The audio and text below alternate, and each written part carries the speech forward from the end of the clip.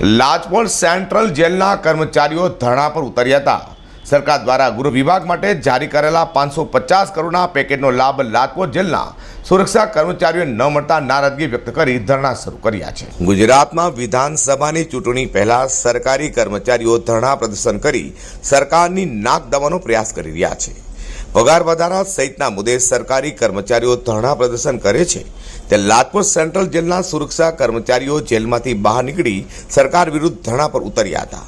સરકાર દ્વારા ગૃહ વિભાગ માટે 550 કરોડના પેકેજની જાહેરાત કરી હોવા છતાં પણ જેલ સુરક્ષા કર્મચારીઓને તેનો લાભ ન મળતા નારાજ થયેલા સુરક્ષા કર્મચારીઓએ ધરણા પર ઉતરી વિરોધ પ્રદર્શન કર્યું હતું અને જાહેર સુરક્ષા પ્રોત્સાહન પેકેજમાં જેલના કર્મચારીઓને સમાવવામાં તાત્કાલિક આ મામલે યોગ્ય પગલાં લેવા માંગ કરાઈ છે। વધુમાં અગાઉ પણ લાજપોર સેન્ટ્રલ જેલના સુરક્ષા કર્મચારીઓએ ધરણા પ્રદર્શન કર્યા હતા, જે તે સમયે ઘટતું કરવાની બાંહેધરી અપાતા વિરોધ પ્રદર્શન મોકૂફ કર્યા હતા। જો કે માંગ નહીં સંતોષાતા ફરી ધરણા પર ઉતરી સુરક્ષા કર્મચારી વિરોધ કર્યો છે। અઝર કુર્સી સાથે હર્ષદ સેઠા।